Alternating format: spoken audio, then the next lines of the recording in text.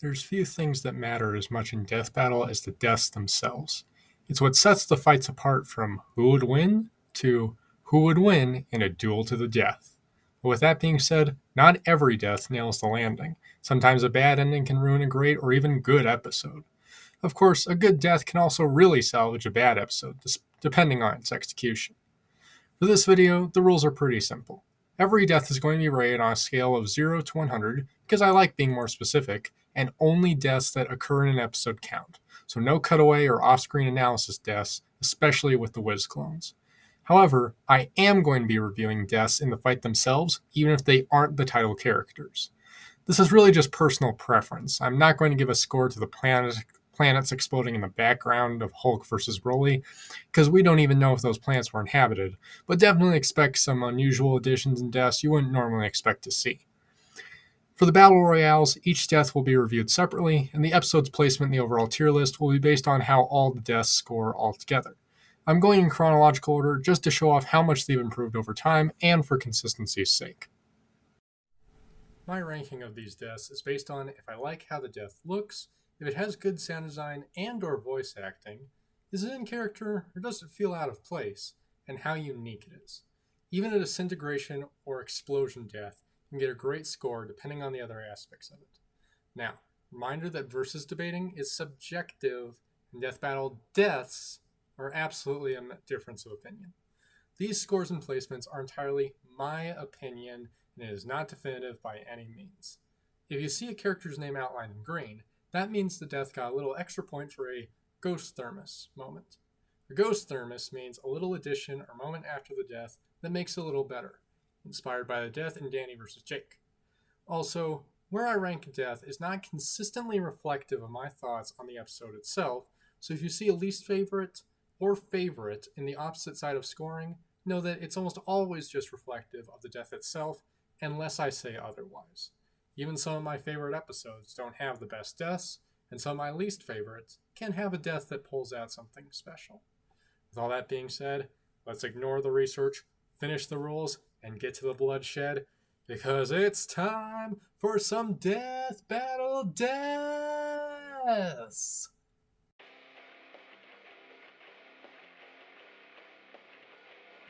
For being the first death of the entire series, I don't think this gets enough credit. Samus dodging Boba's rocket and hitting the freeze is good, as well as the detail they start shaking to indicate almost breaking out, forcing her to move in quickly and deliver a "you're mine" with a decapitation. The detail of Boba's head landing on the ground is a cool little addition. The final beatdown is great, and the brief uncertainty of who won before Shang reverts back into his real form adds a bit of extra tension. However, it doesn't really portray a death as much as a knockout, which does deduct points for me.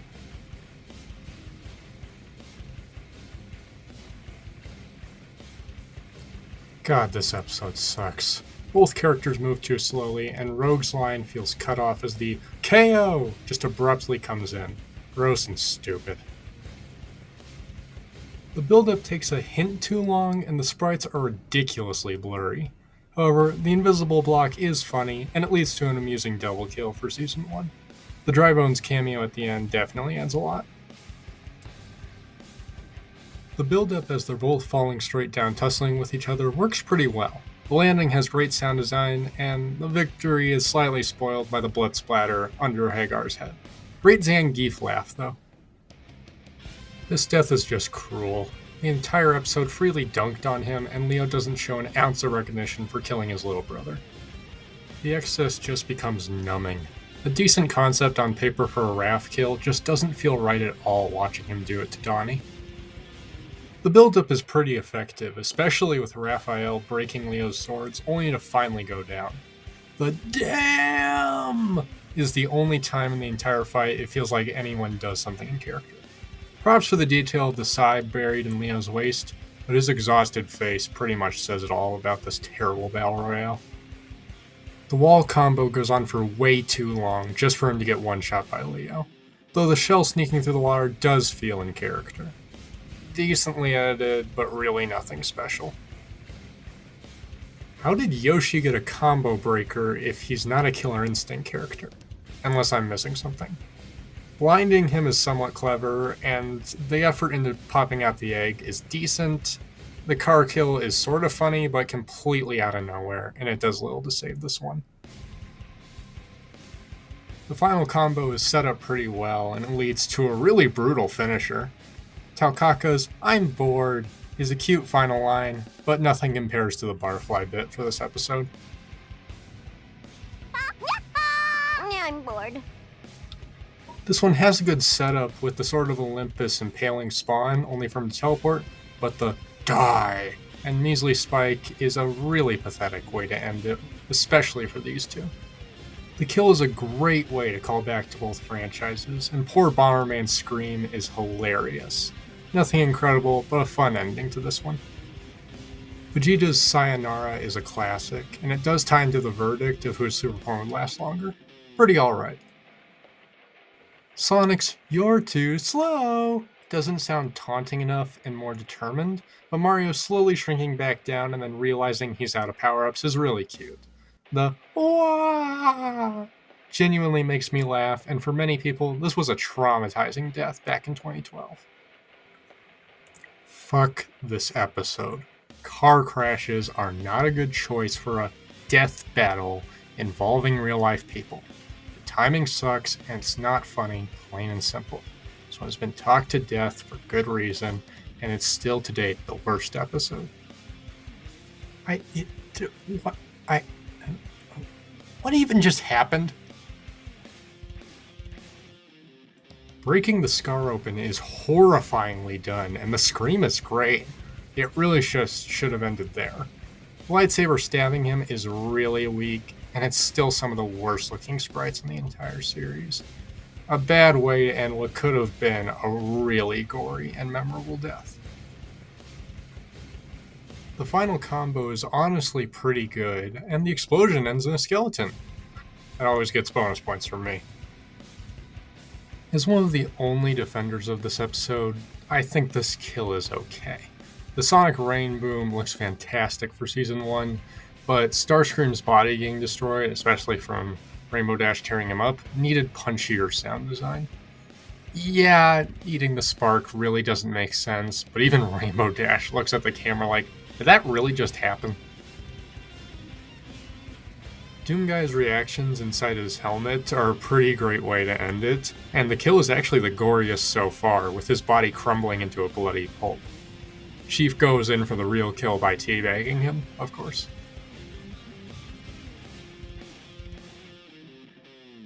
While I still love and really respect all the effort this episode took, the kill is pretty rushed, most likely due to Ben completely running out of strength to try and do much more. The Godzilla scream from Metal Overlord is a little funny, but Wily's fake-out death earlier in the fight was better, especially with him just desperately running away. Yeah, Zelda's sprites look terrible, but like most of the fight, Peach's Angel Wing Rush has a fantastic sense of speed to it, something this episode excels at.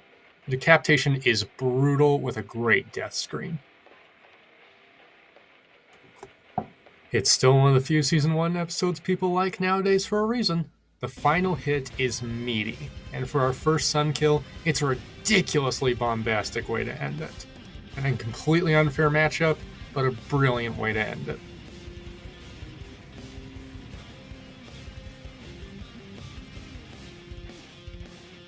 The combos and all the build-up here is so good, with Link surviving the Omni-Slash V5, and then the bomb combo on Cloud, only for it all to lead to...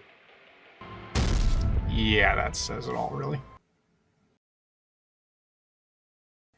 Batman's first death is still easily his best. The animation and speed on this one is fantastic, along with the reused voice lines for Spidey, and it really sells how much of a devastating hit Peter put into it. Still a classic in my eyes. While they couldn't use the original version for this episode, I think this is a fantastic alternative.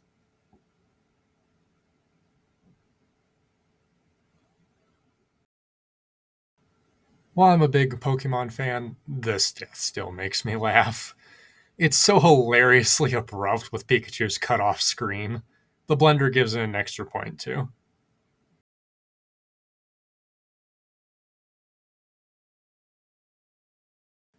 I was not watching Death Battle or even really aware of it when this episode came out, but it's still to this day absolutely chilling. The only thing I can possibly criticize is that the dragon PNG that briefly appears really distracts me. All these years later, it's still the best planet destruction of any episode to date, and is an absolutely wonderful way to end Death Battle's magnum opus.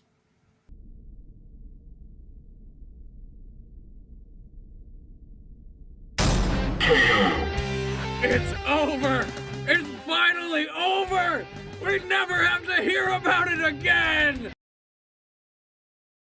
Unfortunately, another case of that's a knockout, not a death, especially with the very awkward way He-Man lands on Lion-O, supposedly killing him. But the rest of it is the same campy silliness this episode is so well known for. He-Man destroying the Eye of Thundara is also pretty great.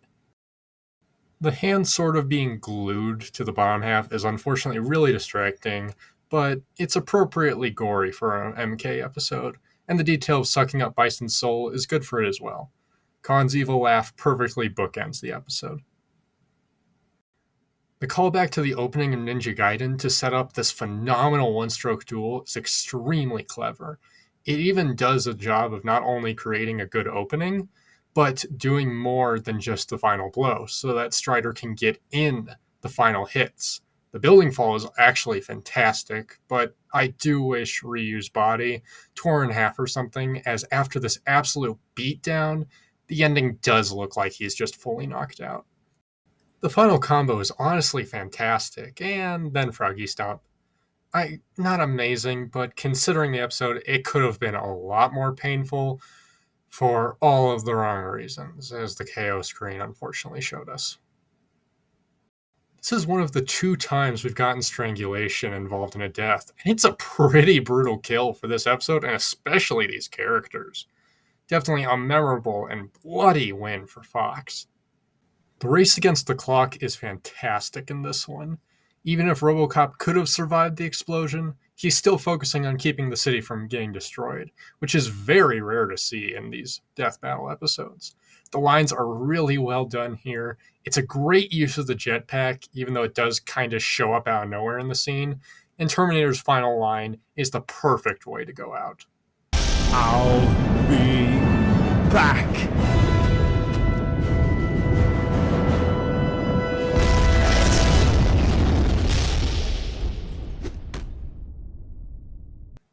What a messy episode. Poor Luigi gets dunked on the entire time, and then, right when he's about to get his underdog moment, the boxing glove just comes out of nowhere. What just the blew up the what? What just happened? An incredibly brutal end to poor Venusaur, with its death cry desperately trying to survive Charizard's flamethrower. Why haven't they done more Pokemon Battle Royales?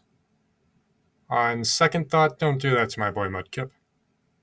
I'll be honest, the Hydro Pump looks great, but Charizard's expanding sprite looks a little weird. It's still a very creative way to end it, and it's definitely a memorable way to end this incredibly violent yet iconic episode. Fulgor resisting Sector's crushing move is pretty cool, but then it just goes ridiculously sloppy. If the Ultra Combo was twice as fast as what we got here, maybe it'd be a lot better. As is, it's well choreographed, but way, way too slow. The image of Godzilla slowly rising out of the water and towering over Gamera, gushing blood, I think is one of Torian's best moments in the show and is a really underrated death battle death.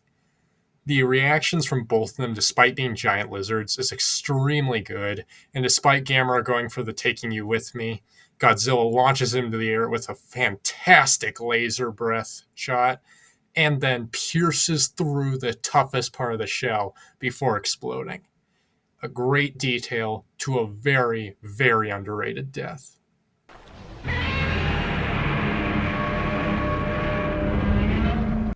An embarrassingly bad kill that makes no sense on multiple levels, from a physics point, a character point, and a basic logic, even for superheroes point. I unironically consider the scene in Pinky Pool a better kill than whatever this is supposed to be. An extremely ugly explosion for a very unentertaining fight. And I'm not even a Power Rangers fan. Why don't people complain about this one more often? The fake out works even though the actual killing blow does nothing except salt.png, and reuse Power of Nothingness was a far more impactful explosion. The animality is definitely appreciated as a little bonus. The eye shot looks fantastic, pun intended, and then it just feels like we're in a cutscene from Injustice, as the decapitation is just a blood splat on the ground. There's no point in the fake out, and Deathstroke's head even dematerializes while Wade's dancing. Deadpool putting it on his car is pure Deadpool, though. I get this was a time budget issue or something, but this death makes no sense. A wonderful underdog moment, with Kirby having lost all hope, only to use the Miracle Fruit to launch back Kid Boo's giant attack. The hilarious reaction face combined with him landing in the sun, only for it to now be Kirby, is a perfect ending to, in my opinion, a phenomenal episode. Hi! This episode sucks. Soul's transformation is okay, and then it just wipes out all the dragon heads with one swipe that can barely be made out. Destroying the Blaze Blue script is an extremely spiteful and unnecessary addition that just makes it even worse. The Sand Armor kill is a decent idea, but it makes no sense. Cutting to a sloppy blood effect and then fading to white to reveal the exact same poses and damage just doesn't work. Well, yes, that's not how Samus's light whip works. It's still some great hand-to-hand from Torian. I think it's a great 3D translation of the original kill, and looks pretty dang good, all things considered. Rest in peace, Montione. Like you have to ask what score this one's getting.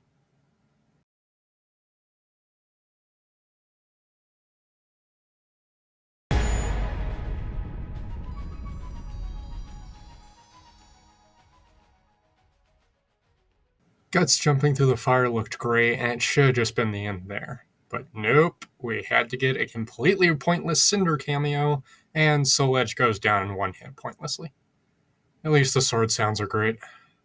I'll be honest, I feel like Lex's death scream could have been better, and like a lot of people have warned, don't try and rewatch this episode in the dark.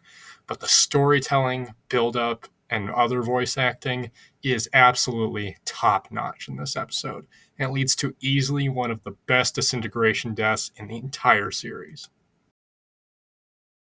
Breaking the car in half was better than the actual death. When the whole point of your matchup is that these two aren't just mindless monsters, nothing about this death works. It's okay in a vacuum, but with proper context on the characters, it's just terrible. A brilliant final touch to a legendary battle and some of the best storytelling death battle has ever done. Anything more would have been excess, but this kill perfectly ended it.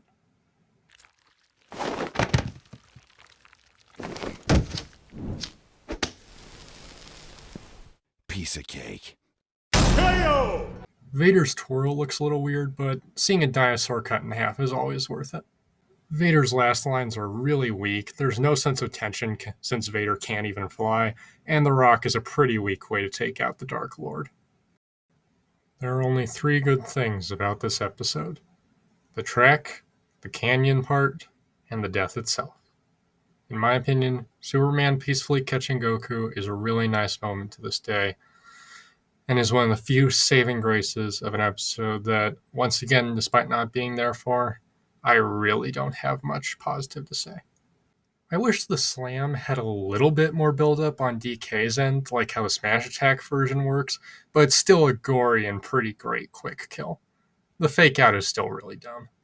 An absolutely fantastic final interaction leading to a shocking decapitation. Jack the Ripper's laugh combined with completely cubing the head is a brilliant ending. A great final beatdown from Hercule that proves he would have won the episode regardless, resulting in a completely accidental kill that comes out of nowhere for the combatants, but is perfectly timed for the audience. The violent kill combined with the can music only adds to how hilarious the entire fight proved to be. Extra points for the KO screen as well. Yang should have just died in the final heaven explosion.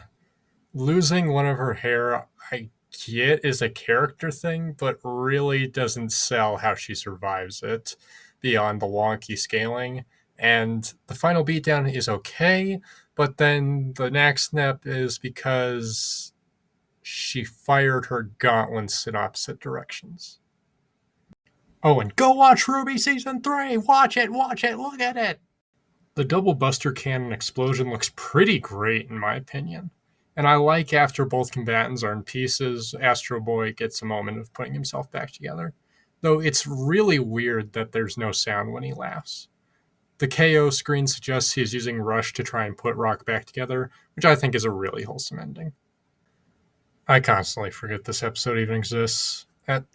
Green Arrow's last line is pretty good, and Diamond against Adamantium gives us a cool shot, but come on, this had no tension to it.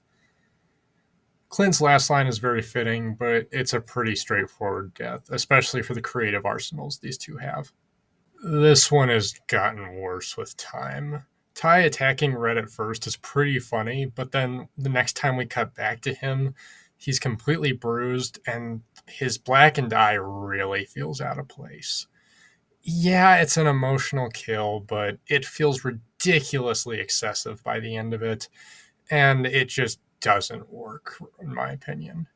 Ben and Chad have said in the recent commentary that this was mostly Torian, and he explained that, but it still feels like a level of overkill that was really unnecessary. Ty and Boomstick's final lines sum it up pretty well, but I really don't like this one.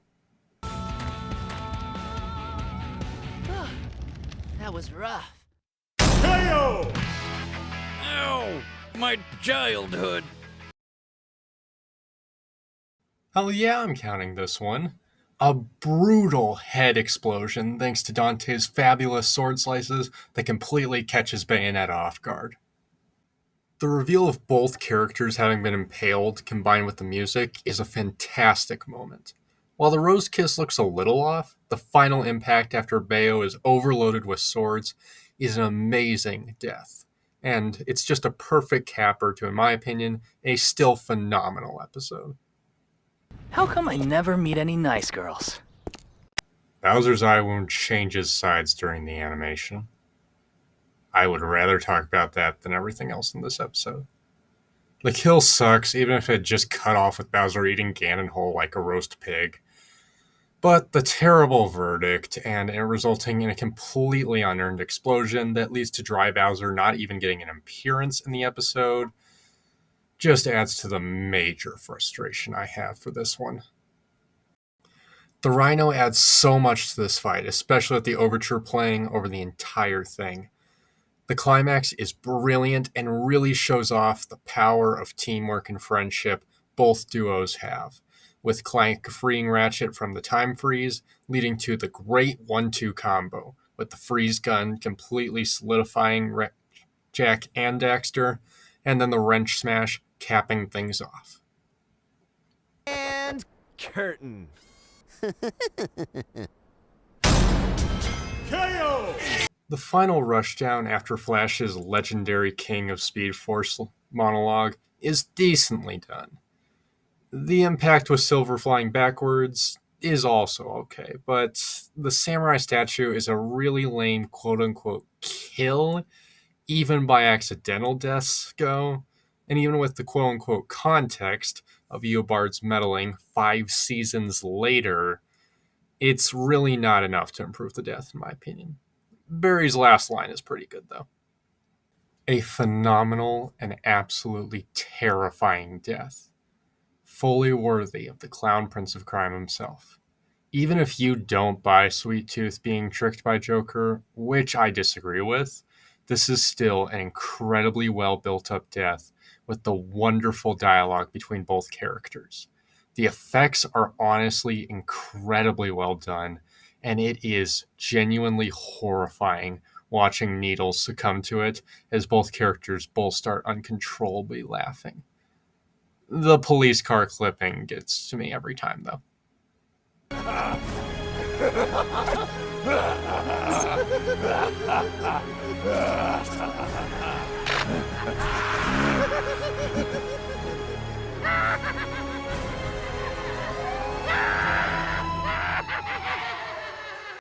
Time for another controversial Season 3 opinion. I hate everything about this death. Shadow's amnesia is really annoying and leads to more terrible lines. Mewtwo's sayonara feels extremely forced and out of character. Shadow's screw you is also a terrible line. And the spoon.png kill does nothing for me since it was already spoiled in the fight as is. It just sucks. This episode is so awesome. Church desperately distracting the meta to keep Carolina from dying feels pretty in character since he's the missing AI fragment, and it leads to an amazing turnabout with Cammy using the meta's own weapon to deliver an incredible headshot, shocking everyone and leading to a brilliant win. Her banter with Church throughout the entire thing is still fantastic. Aside from the intense glaring colors, I think this is an incredibly brutal death that really fits a Mortal Kombat episode. Sonya absolutely bears into Cammy, breaking all of her bones and preparing the extremely intense death, with her sprites desperately wiggling trying to survive.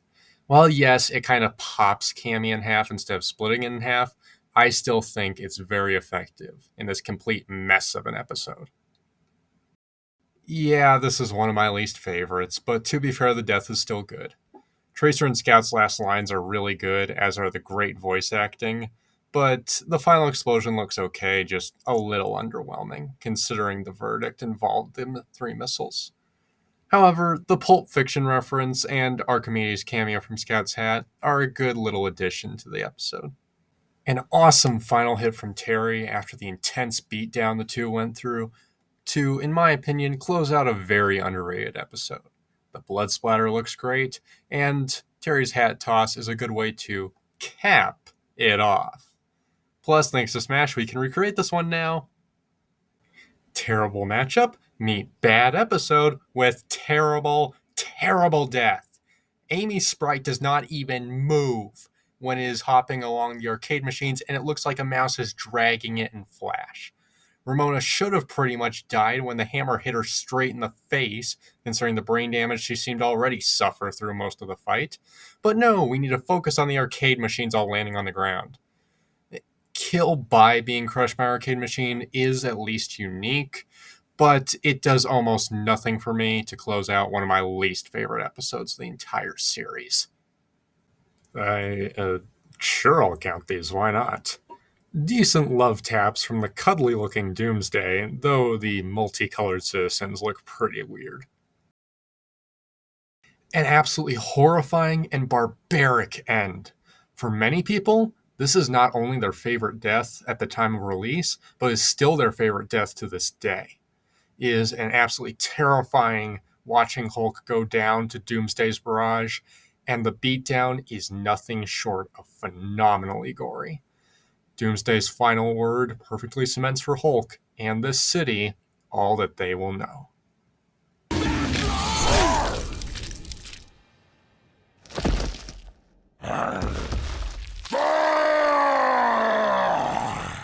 Even if I wasn't such a Zorro fan, this episode is a personal favorite. The Nine Sword style sprites look fantastic and are probably really hard to work with, and it leads to, in my opinion, an incredible one-stroke duel between the two of them. The mountain getting sliced in the back really helps sell how powerful Zorro is, and its ridiculously bloody kill with poor Urza's body landing on the ground, and Zorro's personal irritation at just continuing to look for the shipyard is the perfect character moment to cap it off with. Hi everyone, it's me, Weekend Deadpool, and I just wanted to slip in for a moment on this one. As a swordsman who practices the onigiri style myself, I love this episode. Both characters do a great job showing all their weapons and skills, and especially coming from me personally, It's really honorable and really nice to see characters like this who don't only fight for themselves, but truly fight for their friends and are proud of it. Well done to everyone who was involved on this one. It's a personal favorite for me as well. Now, where the hell is that shipyard? What? This totally counts as a death under the circumstances I employed at the beginning of the episode. I think the sword slashes look great. They're well animated, especially with the little poof effects, and the lightsaber is a great visual gag, in my opinion, which I do wish the episode went further with. Well, so much for the death in Death Battle now, right?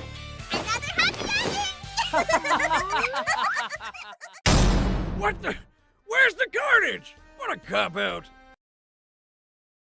I appreciate the analysis saying that Laura can destroy a helicopter like that, setting it up for the kill. And while it's a very, very stupid death, and Nathan trying to escape is a really dumb moment of characterization, it is still a creative death. Plus, Laura's final line is alright. Not a scratch. The kill is legitimately a little much for me as a lifetime Donald Duck and Family fan, as this does feel way too bloody for Scrooge. But it's undeniably gory to the max as a death nonetheless, and it's a very creative use of an opponent's weapon tying into the connections. Plus, using the shovel to shovel coins in the vault and setting up Shovel Knight's helmet as a warning is a great touch. Hey, one of the only saving graces of this entire animation. A very satisfying version of what was the original death idea for Batman and Spider-Man, which is great recycling of a former idea that couldn't be done for lack of resources. Even though everything else about the episode is better handled than this one was. It's animated well, a shocker for this episode, but Venom's writing is still painfully swole carnage. Give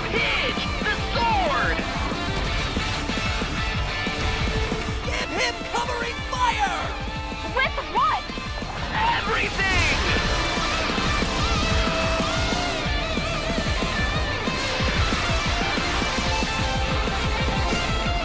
Quick, redirect the energy!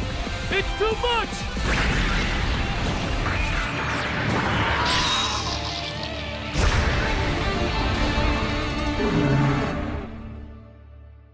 An amazingly detailed death by the exceptionally talented Jerky. A standout moment from episode that I think's a little slept on. An okay translation of the iconic spine rip. The fake out was pretty weak though. The head getting frozen and falling off is really amusing to me for some reason, but this really could have been cooler. Ew, I stepped in binary.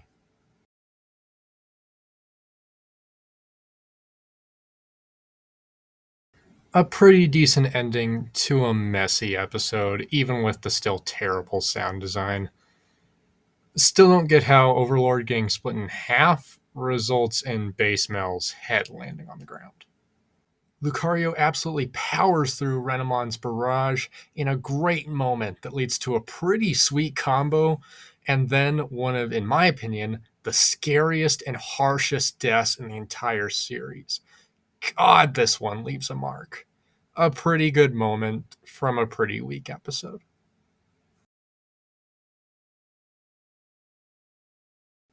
An absolutely legendary comeback moment in the series with a pretty intense arm decapitate dislocation, major hurdy moment to Balrog, and then a phenomenal death and great ending dialogue from the announcer. There's really not much else I can add to this one.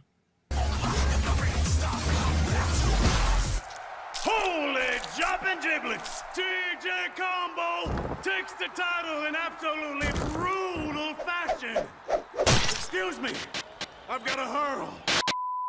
A completely nightmarish display of fire and blood, with layers upon layers of gory brilliance to this one. An easy contender for the best death of the entire series, and possibly still to date, one of the goriest. I truly consider this one artistic.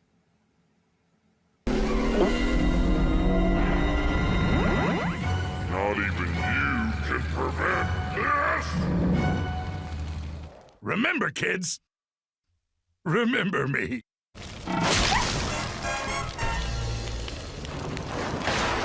Why couldn't this one get the remaster treatment and just re-upload what Torian had that almost killed his computer? Thor's very dumb face combined with Diana's terrible final line just makes this one nothing short of terrible and frustrating. Tone down the saturation again, this episode is infamous for it. The excessiveness to this one is kind of hilarious, and Ichigo going out swinging, even with just a stick, getting a pretty good final line with this awesome looking death, is a great way to end it, in my opinion. A bombastic ending to an absolutely wild fight. Plus, we get a Segata versus Chuck cameo and a foreshadowing of Naruto versus Luffy. The camera is shaking almost as much as Venom versus Bane. Did someone forget the bat tripod? A abrupt end to a bare bones episode, and Bruce's line feels way too accepting of Terry just having murdered someone. Really not too good. The model work does a fantastic job showing how absolutely brutalized Virgil was by the supernova, and then Sephiroth closes it all out brilliantly. A very strong end to the season finale that I feel very little about. Kind of like season 4, to be honest. KO! Extra crispy. T'Challa, stop talking. The decapitation is okay, and the Orca cameo is a fun add-on, like the idea of fighting at the zoo, but this is still a very pointless episode. Yeah, they didn't want kids who happened to watch this episode to see a really dark death for Twilight Sparkle. Only the third My Little Pony episode are we concerning ourselves with this, including an episode with Deadpool.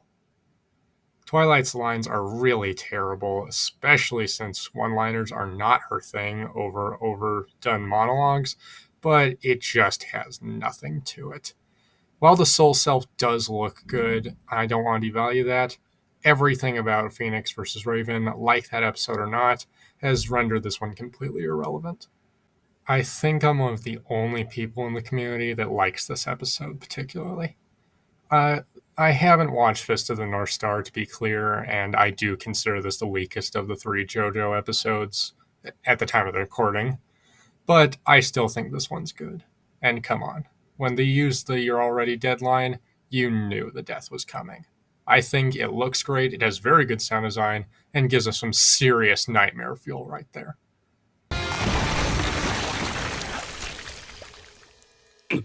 Son of a bitch! I'm not a fan of the Legend of Spyro games, but I do think using them, especially to involve Dark Spyro, was a good way for these two characters to work on Death Battle, compared to them just deciding to kill each other. However, Crash gets way too cocky, even for him, in just pretty much giving up on fighting here and expecting Aku Aku to save him, and the disintegration is extremely quick, with some really weird looking burning effects. Not fond of this one, but Dark Spyro's last line is okay, and at least they didn't go really bloody with the Bandicoot. I think everything functions about this death, but it feels pretty unimpressive. I like Sora and Pit's final lines that continue to really keep the banter going well between them, and the 3 Sacred Treasures versus Keyblade is a good beam clash. I think the last hit is effective, and Pit gets an extremely good death scream. However, there really isn't much to it, though I do like the detail of him losing his wings, and then Goofy's "attaboy, Sora" kind of feels a little like, yuck, we just murdered a kid. Much like another episode, the death is the only thing that keeps me from giving this one a 10 out of 10. I adore the dialogue between the two of them, and the ice tornado is a thrilling way to do the climax, especially with Leon desperately trying to escape it. I like Leon's last line for a lot of different reasons, But then Frank just going, guess I'll die to the RPG is such a lame way to end it with a very poor looking explosion. Zombie Frank getting a cameo is neat, of course. More saving, more doing. That's the power of the Home Depot.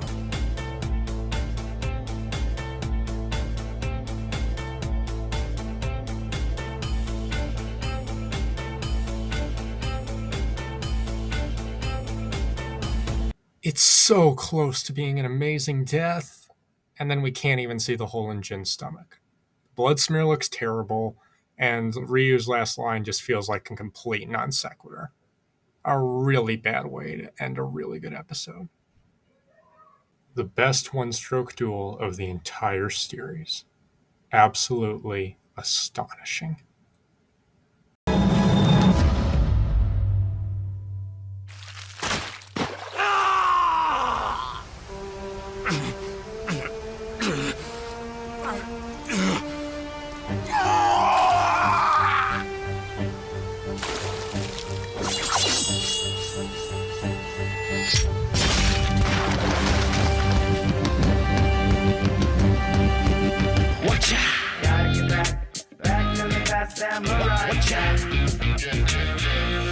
I love this episode so much. Every time I rewatch this fight, it gets a little better for me. But like Leon versus Frank, it's a 9 out of 10 because of the death. Lucy's last line is great, and her horns look good when actually visible, a problem that happens a lot in the second half, I feel. Courage's last line, I think, is at least in character, though it's not a very strong one, and the explosion has decent impact. I really wish Lucy had landed down on a final piece of his body melting, or showed that she was starting to melt a little, just to really convey all the effort that had to be put into it, which is a minor criticism I have. Optimus delivers a predictable but good final line, and I think the explosion here is really good and really sells the impact. Plus, the hand-drawn stuff looks fantastic. I get why this isn't a favorite for people, but I think it looks pretty good, even with the whole Optimus killing a human thing. They really try to sell Nightwing's punch as a kill, and I think the impact is really well shot. Plus, I understand it's a reference to the Nightwing TV series, as Mahawk does, which is a pretty good callback. It just doesn't convey death in the end, and I think Nightwing's final line is pretty bad. After the nosebleed moment, which I really hate and goes into my issues overall with the fight, we get the one time in the episode the blood doesn't feel uncomfortably out of place, with a fantastic spin dash building up to the Mario 64 reference and a phenomenal looking explosion that includes the Mario eyes. I wish the shoe didn't have a severed Sonic leg still in it, which continues to contribute to the intense bias it feels like this animation had. But the rest is pretty great, and considering how many issues this episode has, I'm glad it at least went out with a great death. Woohoo! I'm the winner! Yes, this counts as a death. The dialogue is fantastic, the effects look great, and it's an extremely scary and creative concept in my opinion. This death alone is better than any moment in Marvel vs. Capcom Infinite's story mode.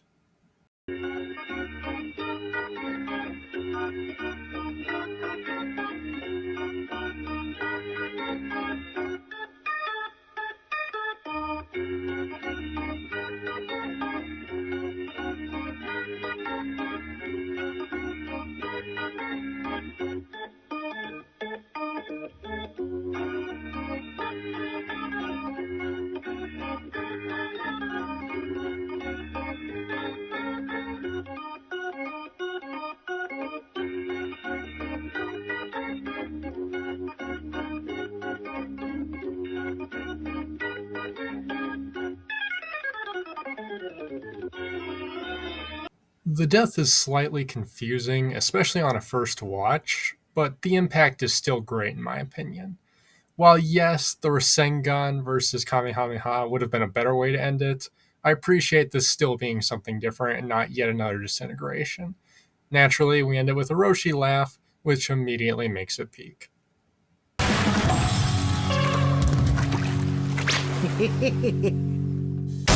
A brilliant setup for a death that, for all intents and purposes, feels completely wasted. I stand by this is still the worst finale because of how much it feels like it is wasting our time. You have unlimited potential with the Omega Sanctum, and then Thanos goes down to Deadpool firing one bullet that doesn't even leave a visible mark. You can barely even see that Darkseid crushes the gauntlet on Thanos' throne, and then he gets interrupted for a horrendous Deadpool line that feels like an extremely bad outtake and legitimately made me cringe. For all intents and purposes, when it comes to Death Battle, I still consider this one of the absolutely worst deaths.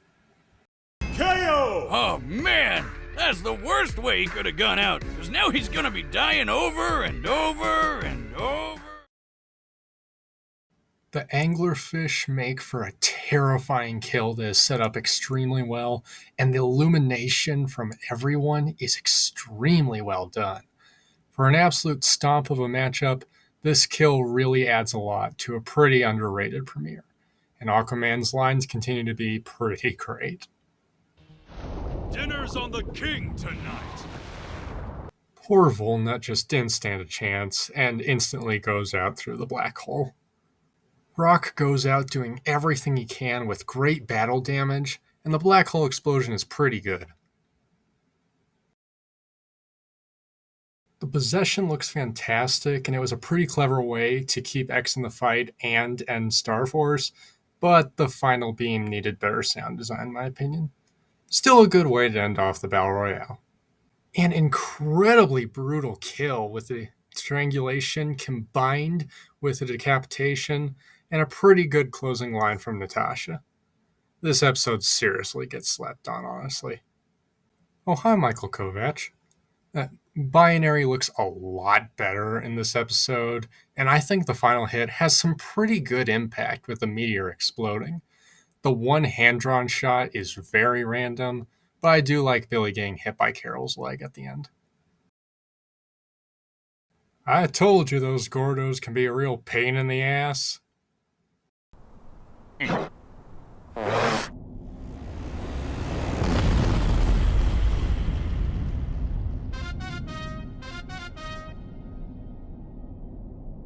This episode has a lot of problems, the verdict itself not being one of them, but it's still a favorite of mine.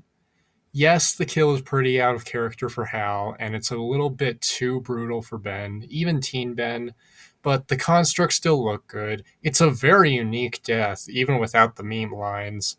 And even without the controversy, I get why people don't like this, but I still like it for its originality, its creativity, and how much I enjoyed it first watching it, not knowing about any of the history this episode has. Plus, you bet your ass there's plenty of ghost thermoses to this one. Don't ask. Blah, blah, blah. This doesn't feel like a death whatsoever. Everyone has talked about this a million times. The reference is nice. The ice still looks good. I appreciate what they were going for. I just wish they had had like a close-up of the sword piercing Weiss's heart to signify more of a death. The expression work is still good. The choreography is really underappreciated in this episode. Winter Sonata does a lot for this, and the dialogue is atrocious. It's a mixed bag all around. It's weird looking back on this one compared to how Johnny Cage is characterized now in Mortal Kombat 11 and 1. The Blue Falcon sets up the kill fantastically, and Johnny just keeps on swinging until the car ends up burning him alive, leading to, of course, a phenomenal Falcon punch that I just wish held on a little bit longer to really shape the Falcon. It's still a fantastic way to end this one, with an amazing death scream to boot.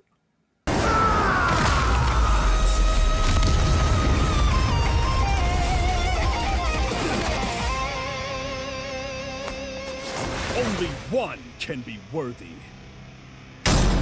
The only thing I like about this death is that the bending effects look good. That's really all I need to say. You've heard a million times over why this kill is terrible. This episode is one of my all-time favorites, involving one of my favorite Marvel characters of all time, and what grew to become one of my favorite DC characters of all time. Both characters get great final lines leading up to Zarathosa's intense monologue, and it's so satisfying seeing him finally reap this bass stitch. The burp really takes me out of it, though, I'm afraid. Vengeance upon your soul! No!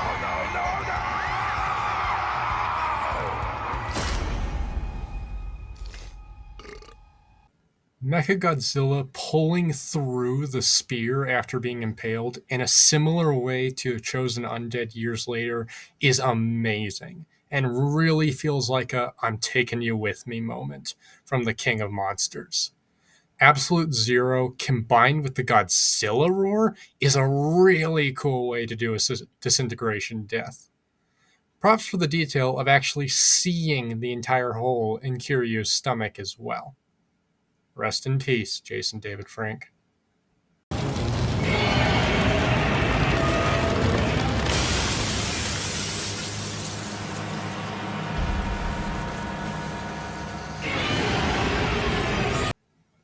A great combination of effects leading to a very uncertain one-stroke duel.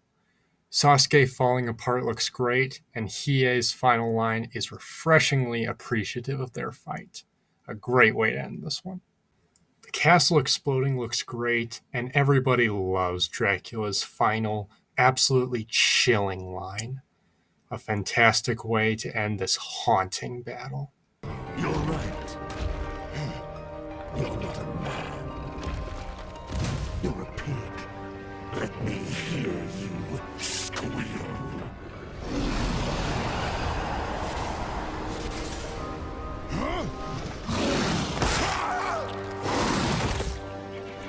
The meteor is a good setup, and from what I've heard is referencing another fight in One Punch Man I haven't gotten to yet, but the impact for it crushing Mob is a little lacking. Tatsu's final pose and line are also a little awkward.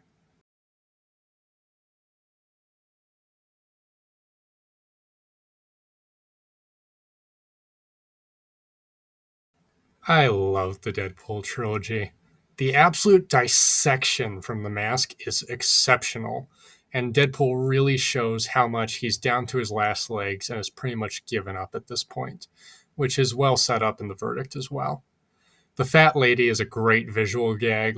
Mask literally pulls out of his ass, or at least his pocket, and the delayed explosion joke is really funny, leading to the double piles of ash, and of course, Mask's taunting invitation for more episodes. Who's next?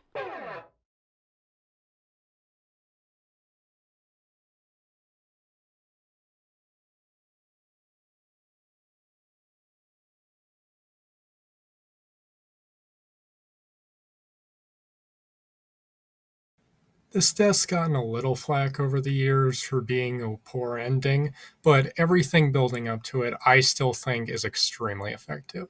The impact itself is really good, but the camera work makes it really hard to tell that All Might lost his leg and his arm. Guy's final line is really good, though. Good fight. Let's do it again.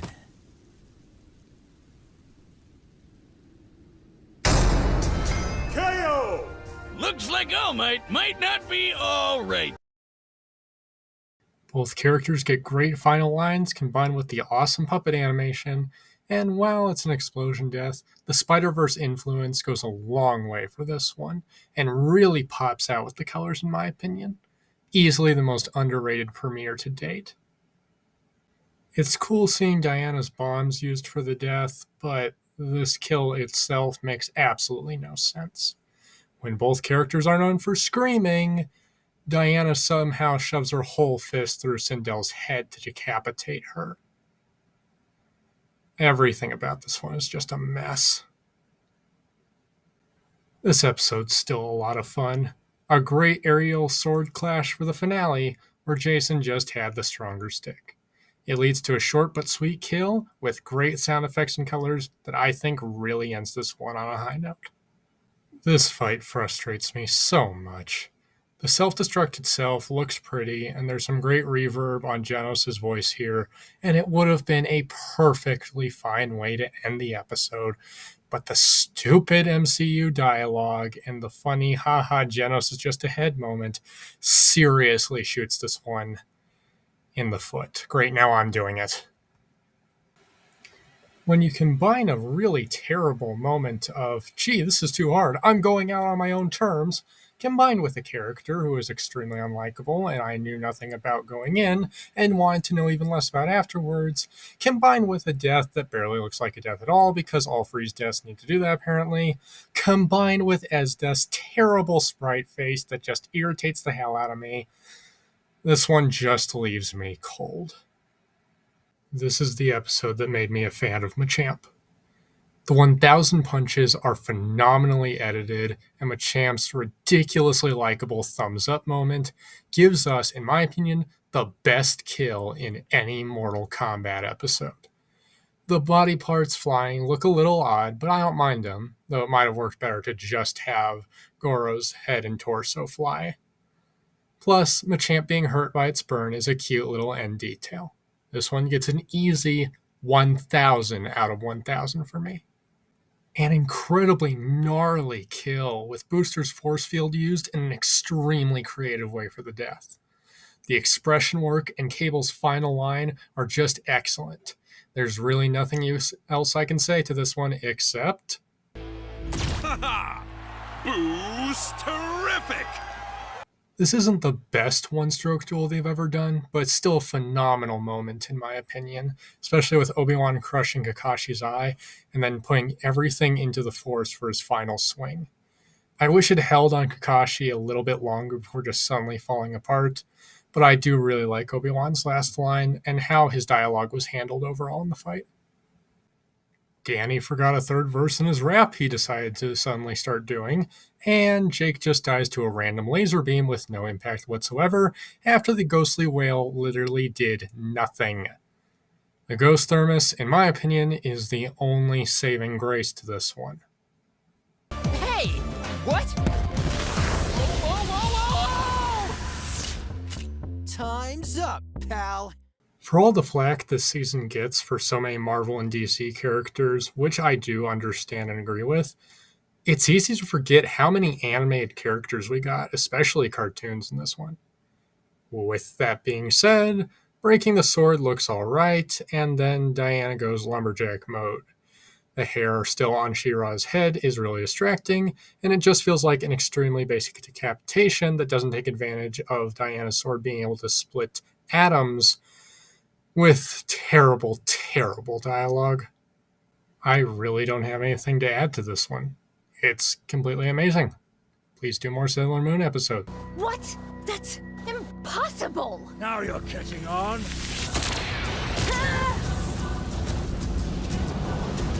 I am the impossible!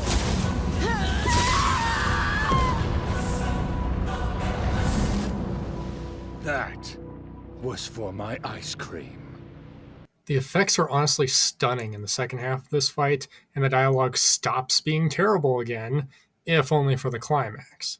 It's great hearing Dante Bosco reprise Zuko for this scene. This hand-drawn shot of Shoto right here is fantastic.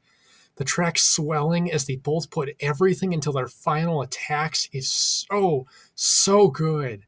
And it leads to a great death that not only shatters the ice, but also shatters poor Zuko's body before the death. Something I wish a lot more ice-related kills involved. Shoto's last line still should have been, "That's rough, buddy."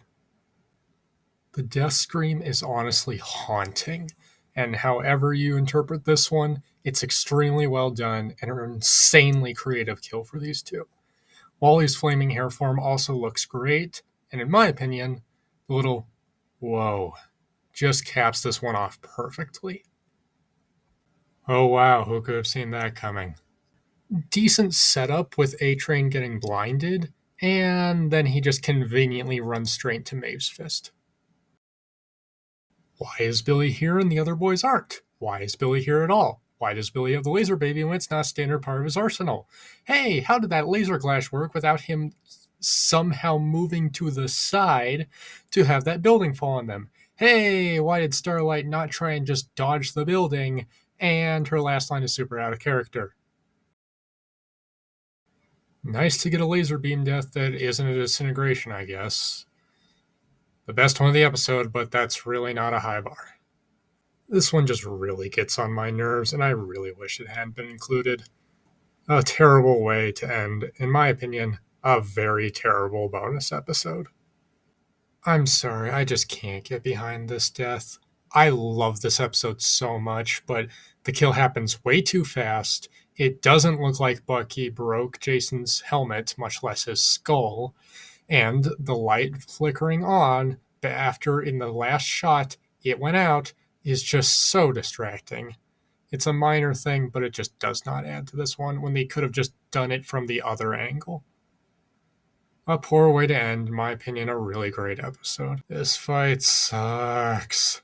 Ignoring the fact that, like Carnage, Venom now completely curb stomps this matchup, his monologue is really weak and then turns into him just staring at the spikes that are suddenly falling all around him, as Krona gives a very frustrating callback to Carnage vs. Lucy that I think is very out of place, combined with the madness that you can barely tell they even transformed into, and an extremely bad and quick disintegration death that feels like it was practically an afterthought.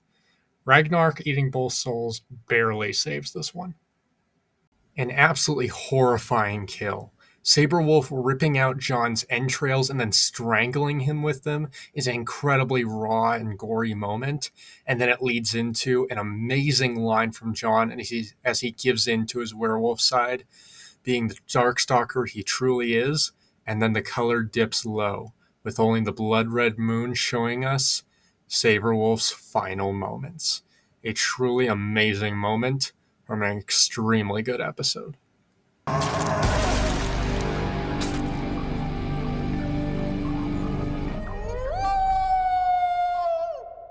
I really have to stress I haven't watched Red vs. Blue, as I know there are a lot of fans who don't like this episode very much, but this kill makes me laugh.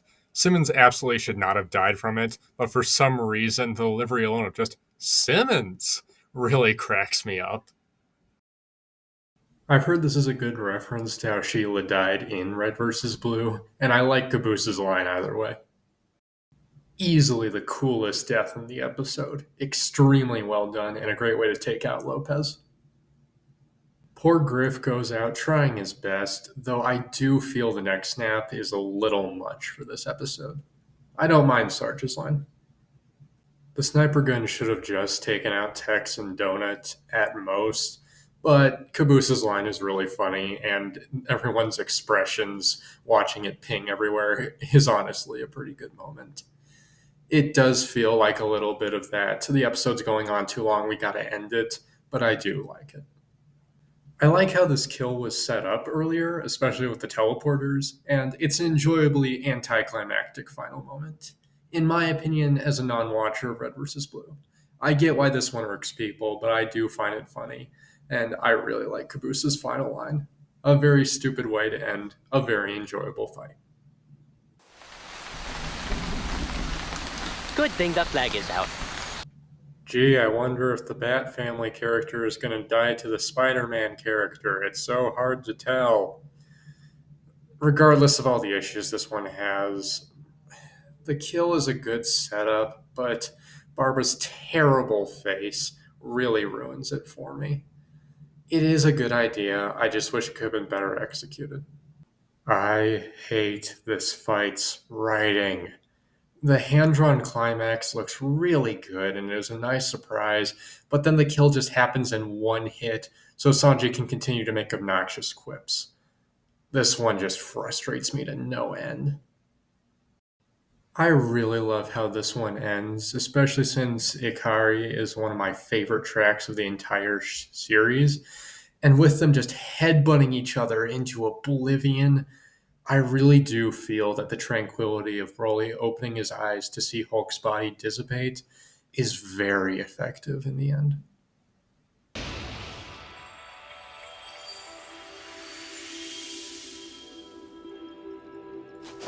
Throat sore. KO! This just in, breaking news. Local area saying literally too angry to die. The effects in this episode look phenomenal, and it's honestly a very peaceful and pretty end to an episode, which we don't often get from the death itself. Plus, of course, Yoda's Force Ghost surprising Mickey is a really cute end detail.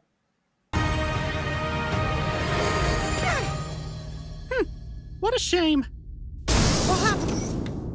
Shadow's Shut Up, I feel, is really forced, and the final delivery of Chaos Blast is honestly way too subdued given the explosion itself. But I do think this one looks okay, in spite of it being so short. Shadow's last line is also really great. Lex Luthor versus Foot Dive, in my opinion, is a really fun episode, and the voice acting plays a major part in it. I personally like how Lex Luthor's death screams sound in the ending, along with Doom's great lines, and it's honestly a very shocking kill with extremely good effects. The detail of in the analysis discussing LexCorp having fallen on Luthor is also very well set up for this ending. I like the King of Fighters visual reference with Geese falling into the lava, and it leads to a pretty cool interaction with the two of them trying to keep each other from getting out. The final punch, in my opinion, is really good, and the lava bath is honestly a complete nightmare feel. That, combined with punching out the camera from Heihachi, is a great ending to this one.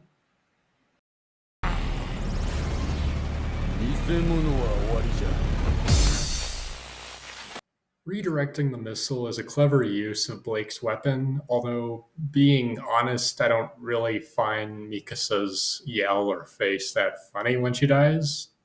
Could just be me. It's a decent explosion, even though Blake's last line with the Titan towering over her is really bad.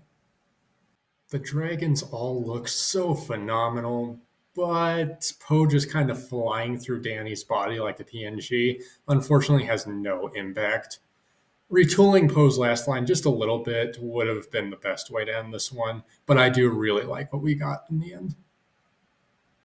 Oh hey, it's almost the exact same death as Ryoko's. Okay, with that being said, it does look good still, especially with all the effects.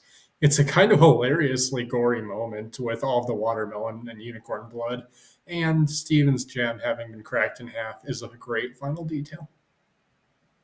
The sound design is nothing short of crunchy, and the reference to the original fights Omni/V5 is really awesome. It looks great, it sounds amazing, and overall, it's an exceptional way to end an amazing rematch. Why did the position of Batman's hands change between when the suit was exploding and when the skeleton appears? Also, why were the boots not destroyed? How is there still a skeleton if it had self-destructed an entire suit? Ah, well, it's mostly nitpicking, and I do think this is a fun and creative way to end an episode like this. Thawne's meat shield victim is a hilariously mean-spirited moment, and it perfectly shows off how horrible both Reverse Flash and Goku Black are as villains. Sorry, was that important?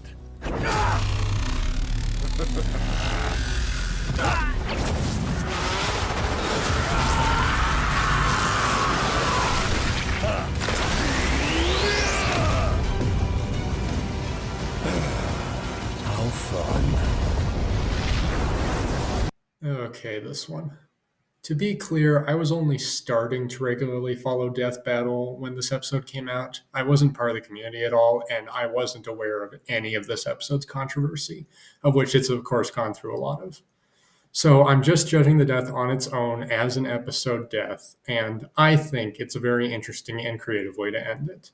Plus, the immediately revived Randy afterwards. It's not that bad.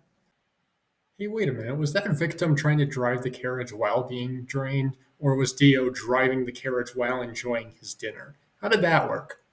The hand-drawn animation is phenomenal here, and the final Muda Muda Muda is extremely good, but I can't help but feel it's weird not hearing any death noises from Alucard. But it's still a phenomenal death and really lets Tom Schultz's voice acting shine.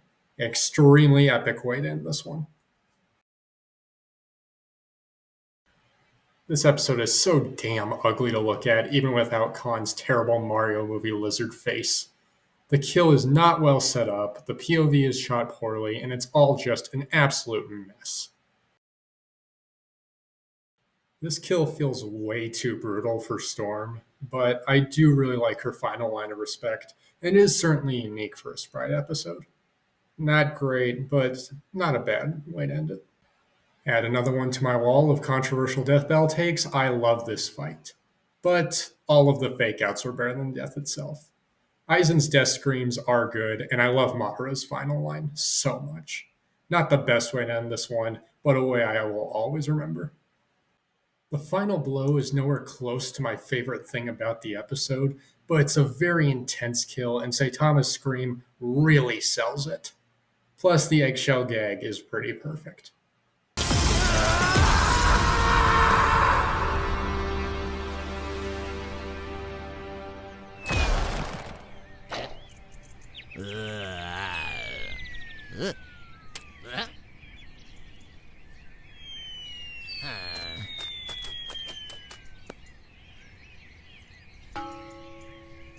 He took a big gamble, but now he is scrambled. I'm Popeye the Sailor Man. For anyone confused, the flowers flying out of Harley there is a reference to the Birds of Prey movie, where a lot of that kind of editing was done. I love the Joker versus Sweet Tooth reference here, which is really well set up and is supported by how Jinx is distrustful of people she's just met, and it leads to a pretty great explosion and firework kill. Harley's head landing down and ringing the bell being a great, gory final moment.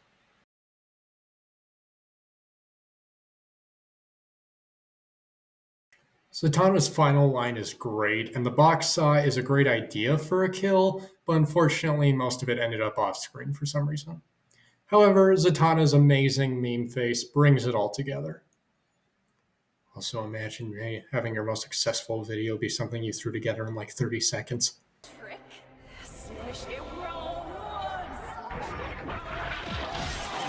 No more witches.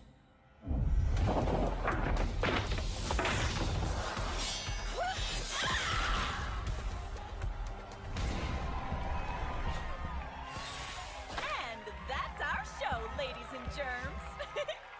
Having recently started finally watching JoJo's properly, I've grown to like this episode even more. However, I still don't like Jonathan's tears and how they're incorporated here, though Tanjiro's voice acting is excellent, and it's a very beautiful kill. I really appreciate what they were going for, and it's a wonderfully quiet final moment. Plus, I really like how it ends with Nezuko pulling away from Jonathan. The final flash is exceptional, even if Heaven's Wrath doesn't even blow up the mountain Vegeta dodges. The effects are extremely good, and it leads to, in my opinion, a very cool fake out with the amazing hand-drawn shot of an absolutely livid Thor. His final line is shockingly well planned, with Mjolnir crushing Vegeta's head in a fantastic sprite edit.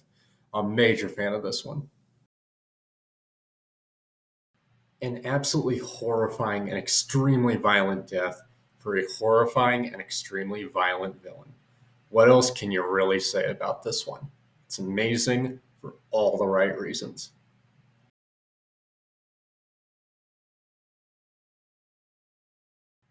There's really not much else I can add about this death that hasn't already been said over and over. But I'm really not exaggerating when I still say, after all these years and all these deaths, this is the best death in the entire show. The animation on Ego Death, Tetsuo tearing himself out of the body, livid and blinded by nothing but pain and rage. And then it just stops. Magneto not only gave Tetsuo what he needed, but what he truly wanted. An end.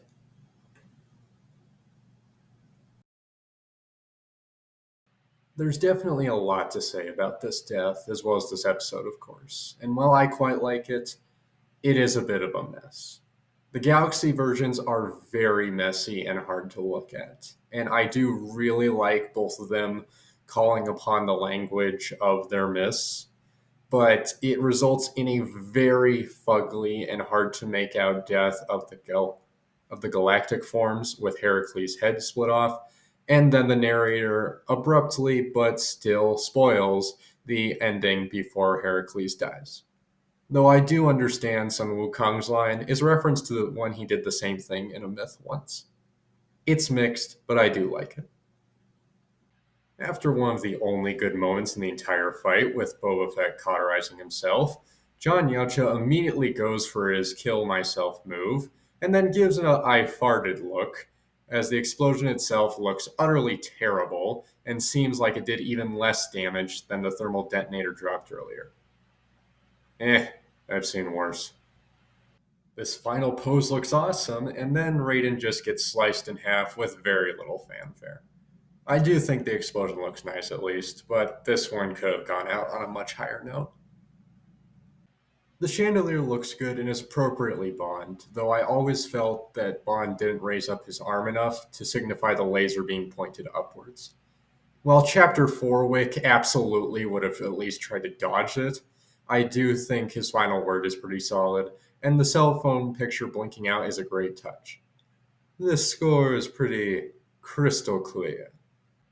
A horrifying end to an honestly pretty unengaging fight that really takes its sweet time to revel in all of its bloody, inevitable evil.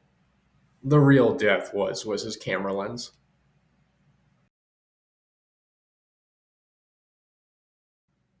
Trunks' final line is a really great setup to Silver calling back to the "it's no use," and his official voice actor getting to do this line only makes it all the sweeter.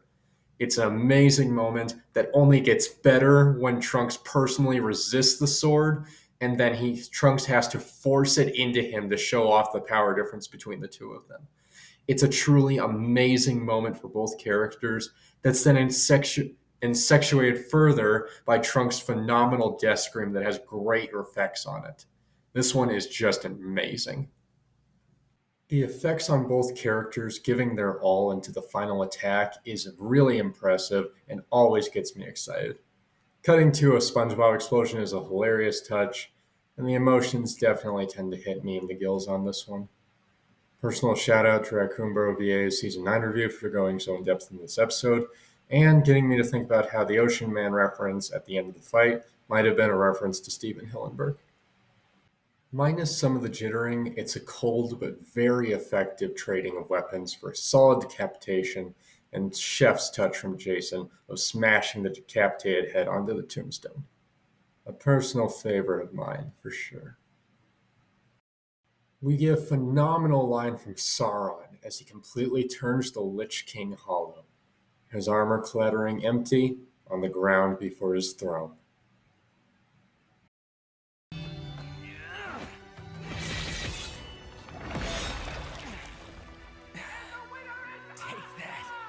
Detroit. He's an asshole. The colors and presentation on this one are still fantastic. I love the fist bump at the end, which really felt like the one thing in this finale that wanted to cap everything off. And Shenron's eyes coming in at the last second is a really important moment to me. I really like this one, in spite of the episode's many flaws. Much like Season 9, really.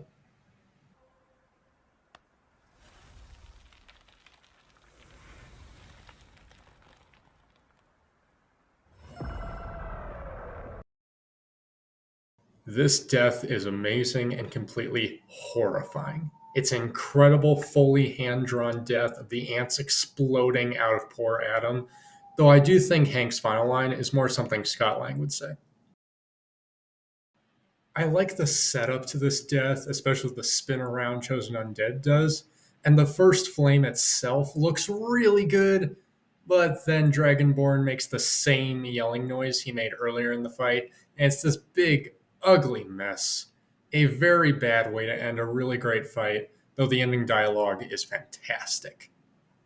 These sprites look fantastic and really pairs well with the awesome coloring this episode has.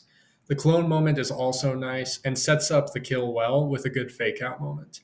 It's really nice to get something different with Misuka's railgun than a disintegration kill, as it actually reminds me a lot of Emperor Galaxia's death. This episode is extremely slept on. I appreciate the death showing off how Stitch could have died from drowning, but his immense resourcefulness figured out a way out that Rocket just wasn't ready for. Stitch's Aloha is perfect, and it's a pretty solid explosion death. All he wanted was an ice cream cone. I've had to rewatch this one quite a few times to determine my thoughts on it. I like the setup to the death a lot, and despite the iffy looking models, I really like how Anakin is truly given peace, combined with Obito's final words.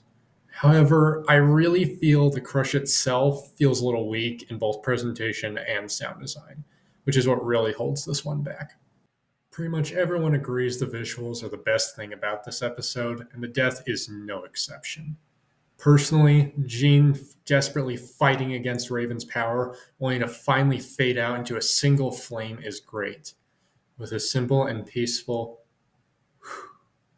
to end it. This one also needed a few rewatches, but I've grown to really love and appreciate everything this episode does, and how exceptional it really is.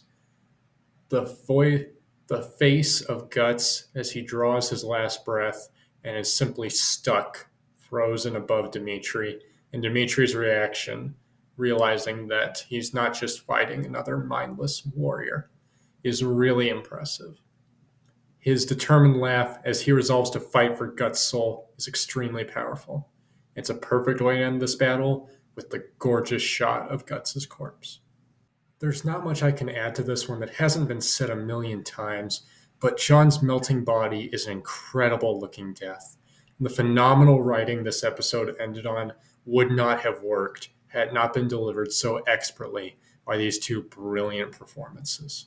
Justified, but perhaps there is something worthy in the battle.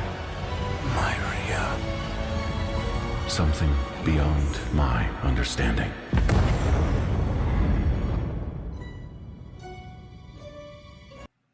What makes the death itself so good is not only the checkers versus chess victory Discord achieved, as many have pointed out, and is pretty damn obvious from the episode itself, but also the raw aggression displayed through Bill absolutely crushing Discord's soul into nothingness. Plus, of course, the reaction offered to the viewer is amazing. Though thankfully, I personally put on a little enchantment so that neither of them would bother me during the making of this review. The final lines are perfectly dramatic, like the rest of the dialogue in this fight, and Alex's death scream is also really well delivered. However, the explosion itself is one big dust cloud that doesn't really sell it for me. Cole's last line is flawless, though. Screw the haters, I love this episode, even though yes, the storyboards are better. I wish we could have seen Frieza's stuffed crust pizza slice Megatron's head, but Cybertron blowing up itself I think looks great. Plus, Frieza's monologue is a wonderfully grim final moment that really shows just how much Megatron got under his skin. The domain expansion Unlimited Void is an amazing recreation of how it looks in the anime, leading to an incredible multi-layered death scream from Makima and one of Gojo's most iconic lines in history. A truly iconic Season 10 moment. Well, thanks for informing us over 1,000 people died in this fight instead of showing any of it. Jeez. This death surprised the hell out of me on my first reaction, and I think it's an amazing moment that really uses the Chest of Demons well. It's still one of my favorite hand-drawn moments in the entire show, but what would you expect from my favorite episode? Wait, who's Rick Sanchez again? I do like this more than the ending to Goku vs. Superman 1, and you can hate me all you want for it. There's really not much I can add to this one, but it's an absolutely spectacular moment. It's when Super really comes in and nails it, and it's just a beautiful, truly passionate ending that I love returning to time and time again. Everything about this one just works so well, and it is easily, for me, the best Dragon Ball death in the entire series. Currently, bar none. Huh? Ah, darn it. Almost had me there. That was actually pretty fun. Yeah, it sure was. But I'll be stronger next time. I look forward to it. Let's go again. You're on. So, turns out this world in Galactus versus Unicron is the same one as Cole versus Alex. At least she died having saved her city from a complete monster. Poor guy. Well, Galactus gives us a much better I am all things speech than the 5 of them Thanos gave in his episode. This death sadly feels rushed. Unicron's body falls apart and disintegrates way too quickly, and there's no sound effects to accentuate the pain he must be going through as he disintegrates. A rushed end to a very pretty fight. The sound design on Bardock's arm exploding, I think, is really good, supported heavily by the voice acting on both ends and Bardock's final line as he floats down, unconscious and slowly dying. I do feel the ending goes on a little bit long, though, just in the pacing.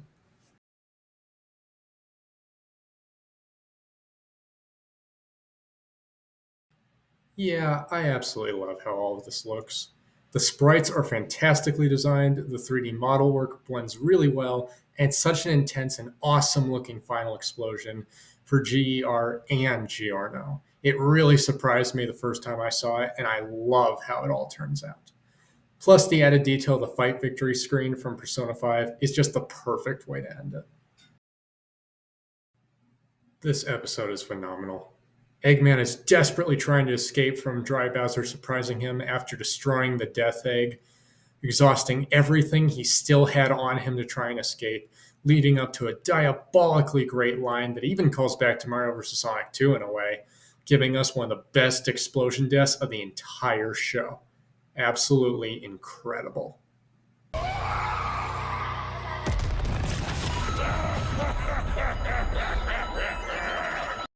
It's a bit of a cheat, but I'm counting all the other deaths together with a score of 85 out of 100, mainly because of how long all of this is and has taken to edit. I like all the deaths, and this is a review of the primary one. I love the little bad future prediction Pink Fall Guy has, leading to him weaponizing the crown in a great shot. The POV showing Red Imposter's absolutely brutalized corpse in pulpy pieces is hilariously over the top. And as much as I would have preferred a different dance, it makes sense that that's how they ended it.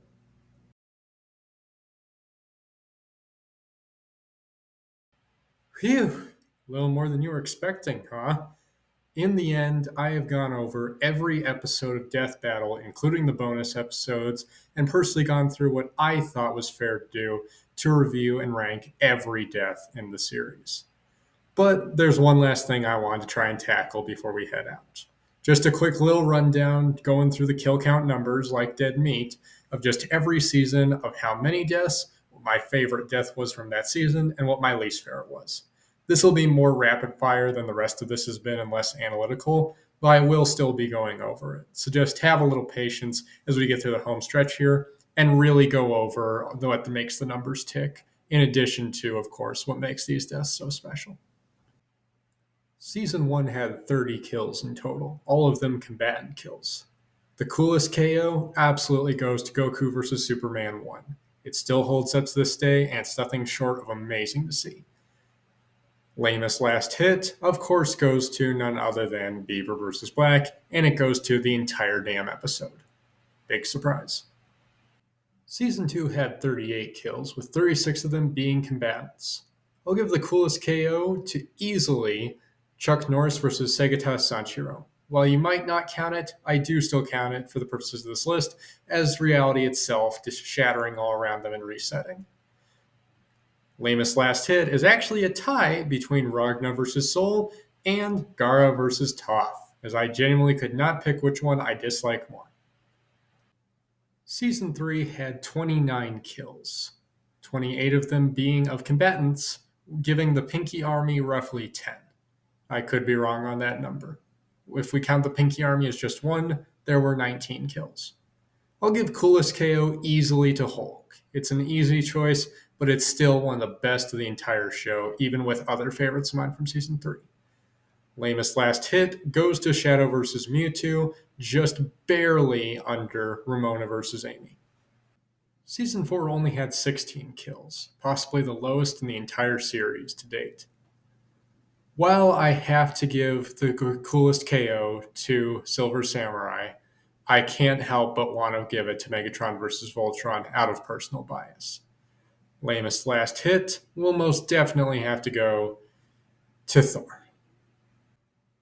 Season 5 also had 16 kills, all 16 of them being combatants, although you could give it 17 if you count Sparks. Coolest KO absolutely goes to Afro Samurai without any debate, and unfortunately, the lamest last hit goes to Thanos. Season 6 had 19 kills, all 19 being combatants. Coolest KO for me easily goes to Lobo, and lamest last hit will go to Ed. Season 7 has a whopping 33 kills, our highest yet, thanks to the 7 Battle Royale and Red vs. Blue. Coolest KO easily goes to Goro for me, the only episode that got a 1000 out of 1000 just because of its punches alone. And of course, we unfortunately get lamest last kill being that of Billy in the 7 Battle Royale. If we did not count bonus episodes, it would have been Rock Lee. Season 7 has 18 kills, 16 of them being combatant kills. Coolest KO by a hair goes to Goku Black, just barely beating out Alucard's, and lamest last hit will easily go to Akuma. Season 9 had 17 kills, all 17 being combatant kills. Coolest KO still goes to Tetsuo, which is in my opinion the best death of the entire series. Lamest last hit goes to Deku, not even for the death itself alone, but for the character assassination of Asta itself. There were 1,031 kills in Season 10, and if you don't count the non-sorcerer's body count from Gojo vs. Makima, there were 19, with 3 of them not being combatants. Coolest KO, by a hair, goes to Adam for the amazing hand-drawn shot of it. Lamest last hit easily goes to Chosen Undead, as it's such a weak last hit in of itself. Counting Season K's 4 episodes as a full season, we get 12 kills thanks to Among Us vs. Fall Guys. If we count the Red Crewmate as just 1 kill, Season K would have 4 kills. Coolest kill easily goes to Eggman, as much as I liked all of the deaths from this season, and Bardock's ranks as lamest last hit, because much like the episode itself, I just liked the other 3 a lot more. Adding them all up, that leaves us with roughly 1,259 kills that I rated and reviewed, and if you take out the 1,012 non-sorcerers, 247 total deaths out of the less than 200 episodes. Yes, I really went there. But with all that being said, this has still been a very, very fun experience. And I hope you all have enjoyed it as much as I enjoyed going over it, revisiting all these episodes, and doing all of it. But there is one little last thing I have left that I'd love to quickly talk about if you enjoyed this video. I'm a big fan of offering stretch goals, even with my limited viewership that I currently have. And this episode is no exception. If this video reaches 500 views, I will be doing a December 2025 addendum, which means I include every death that we get from the season 2025 episodes. This initially was going to include season 2024, but this video took so long to edit that I decided to just include all of this year. If we reach 1,000 views, then I will fully review all the episodes of 2025, or what I like to call Season K. That means going over all of them in a similar style to people like Raccoon Bro VA, Gnosis Bloodreich, Jonathan Froston, etc.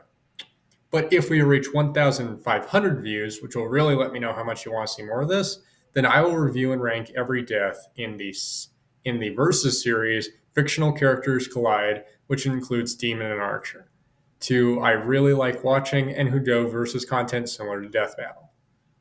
And if we somehow reach 10,000 K views, which ain't happening, then I'll review every Boomstick closing pun. Pray for me.